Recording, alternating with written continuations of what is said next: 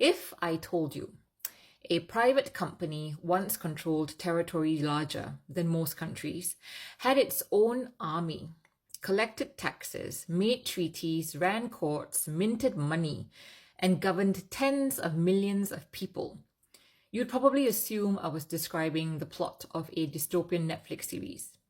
I'm not. I'm talking about the East India Company. And without it, the British Empire as we know it probably never exists. The East India Company was founded in 1600 by Queen Elizabeth I. At first, it was just a trading company, or at least that was the idea. The goal was simple: buy valuable goods from Asia, so spices, tea, silk, cotton, porcelain, and sell them in Europe. Make enormous amounts of money. A very human story. People crossing oceans in search of profit. Humanity has always been remarkably creative when money is involved. The company established trading posts across Asia, and at first, it was not conquering territory. It was negotiating, trading, building relationships, competing with Portuguese, Dutch, and French merchants. Britain's growing love affair with tea was also tied directly to this trade. One of the most British habits imaginable, putting the kettle on, owes much of its existence to commercial networks stretching thousands of miles across Asia.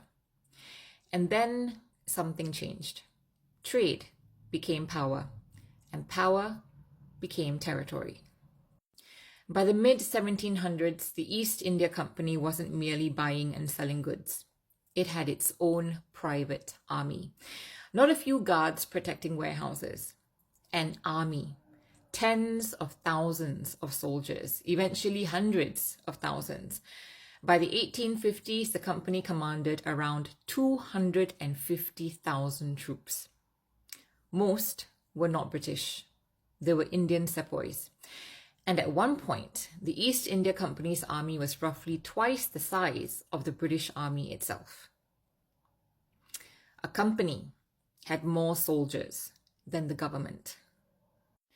Imagine waking up tomorrow and discovering that Amazon had acquired a private army, negotiated treaties with foreign governments, collected taxes, controlled entire provinces, and maintained a military force larger than Britain's armed forces. People would rightly lose their damn minds. Yet that is closer to reality than most people realize. Now, at this point, many people ask, how on earth did the British government allow this? The answer is both simpler and stranger than you might think. The East India Company didn't begin as a conquering force. It began as a business. Its soldiers were originally there to protect ships, warehouses, and trade routes. But trade created influence. Influence created power. And power created territory. The army grew gradually over decades, not overnight. And Britain was not micromanaging events from London. A letter between India and Britain could take months to arrive. A decision made in London could take months to reach India. By the time instructions arrived, the situation had often completely changed. Company officials on the ground, therefore, enjoyed enormous freedom. They made decisions, negotiated treaties, raised armies, fought battles, and often informed London afterwards, not beforehand. The British government knew the company existed. It knew it had soldiers. It knew it was expanding. But for a long time, the company was making enormous profits and expanding British influence abroad. Many politicians saw little reason to interfere. After all, the company was bringing wealth into Britain without the government having to pay for it, at least at first. But as the company's territories expanded, so did concerns in Parliament. This was no longer just a trading company. It was beginning to look like a state run by shareholders. By the late 18th century, Parliament started tightening its grip through a series of reforms designed to increase oversight.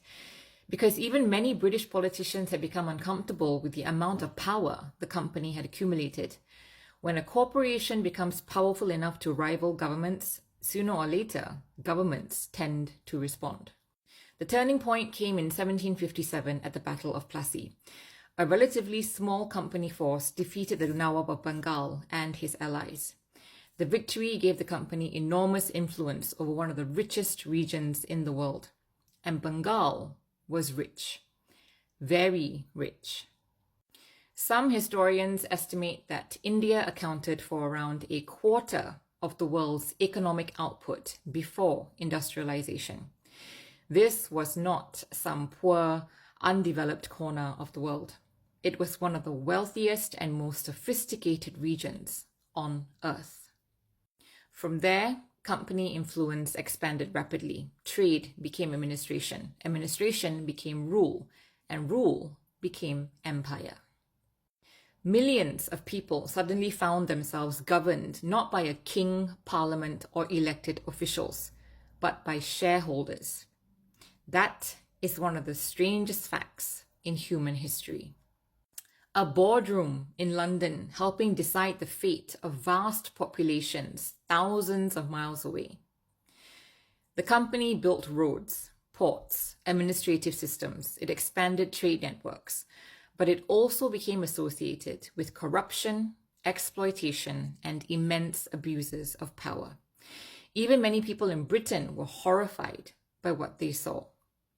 One of the company's most famous critics was Edmund Burke, who warned that no corporation should wield such enormous power over millions of people. The company was not simply doing business anymore. In many places, it was acting like a government. And then came one of the most controversial chapters in imperial history, the Opium Wars. In the early 19th century, Britain was importing huge quantities of Chinese tea, silk, and porcelain. But there was just one problem.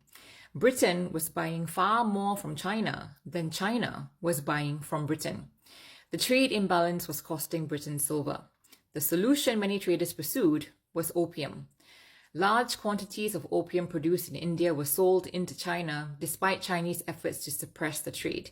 When Chinese authorities moved against it, conflict followed.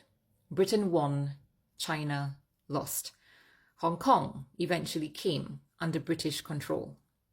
For critics of the empire, the Opium Wars remain one of the clearest examples of commercial interest being backed by military force. And then came 1857, the Indian Rebellion, also known by some as the Sepoy Mutiny and by others as the First War of Independence. The names themselves tell you something important. History often depends on who is telling the story. The rebellion spread across large parts of northern India. Thousands died. The fighting was brutal. The reprisals were brutal, and the shockwaves reached London. For many in Britain, this was the moment the entire arrangement stopped looking sustainable. The British government decided enough was enough. The East India Company would no longer rule India. In 1858, the British Crown formally took control. The company that had helped build an empire lost the empire it had created. Think about how extraordinary that is. A private company helped transform a trading venture into one of the largest imperial projects in history, and then became so powerful that the government had to step in and take over. But the East India Company left a lasting legacy. Its actions helped shape modern India, modern Pakistan, modern Bangladesh, and ultimately the wider British Empire itself. Because once Britain controlled India, everything changed. India became the centerpiece of the empire, the so-called jewel in the crown, a source of manpower, trade, revenue, strategic influence, and a gateway connecting Britain to Asia. By the late 19th century, British India was one of the most important possessions in the entire empire. But here's the thing. The empire was now reaching its greatest size, its greatest wealth, its greatest power. And yet, at the very moment it appeared unstoppable, the foundations were already beginning to crack. Because maintaining a global empire is one thing. Keeping it is another. And in the 20th century, 2 world wars would change everything. And that's where we're going next in part 3. So stay tuned.